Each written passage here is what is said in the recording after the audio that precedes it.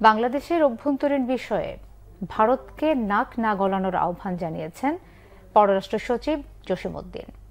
ভারতে বসে শেখ হাসিনার বক্তব্য বিবৃতি বাংলাদেশ ভালোভাবে নিচ্ছে না, ভারতীয় পররাষ্ট্র সচিবকে জানিয়েছেন তিনি। এদিকে ভারতের পররাষ্ট্র সচিব বিক্রম মিস্ত্রি বলেছেন, বাংলাদেশের সাথে গঠনমূলক ও ইতিবাচক সম্পর্ক চায় ভারত। সংকট কাটিয়ে উঠে সম্পর্ক এগিয়ে নিতে চায় দুদেশ। রিপোর্ট ইমরুল কায়েসের। সোমবার সকালে ঢাকা আসার পরই শুরু হয় ভারতীয় পররাষ্ট্র সচিব বিক্রম মিশ্রির ব্যস্ততা।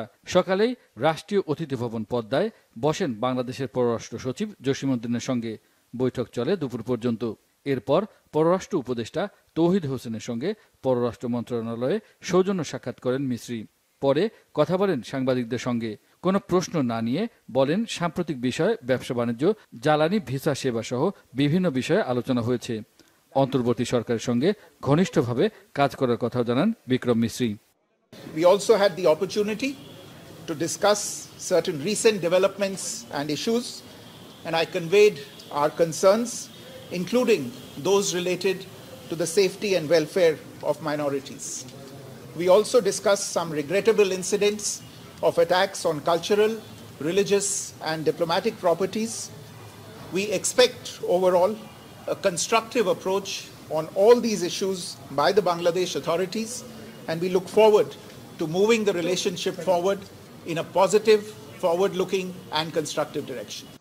সন্ধ্যায় ব্রিফিংয়ে পররাষ্ট্র সচিব জসিমউদ্দিন জানান, সীমান্ত হত্যা সহ সকল অমীমাংসিত বিষয়ে সমাধানের কথা বলেছেন ভারতের পররাষ্ট্র সচিবকে। সেই সাথে বলেছেন, ভারতীয় গণমাধ্যমে অপপ্রচার বন্ধে পদক্ষেপ নেওয়ার কথাও। বাংলাদেশে বসবাসরত সব ধর্ম নির্বিশেষে স্বাধীনভাবে সব মানুষ ধর্মচর্চা করে আসছে এবং এ বিষয়ে কোনো ধরনের বিভ্রান্তি এবং অপপ্রচারের সুযোগ নেই। এ বিষয়ে বাংলাদেশ সরকার সরেজমিন অবস্থা দেখার ও পর্যবেক্ষণ করার জন্য বিদেশি সাংবাদিকদেরও আহ্বান জানিয়েছেন।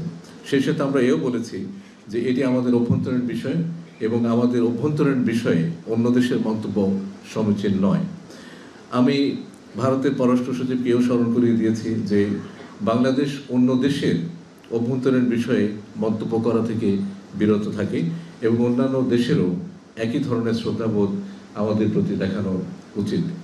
রাজনৈতিক সিদ্ধান্ত হলে ভারত থেকে শেখ হাসিনাকে ফিরিয়ে আনতে পররাষ্ট্র মন্ত্রণালয় উদ্যোগ নেবে বলে জানান তিনি। ইমরুল কায়েস, বাংলাভিশন, ঢাকা।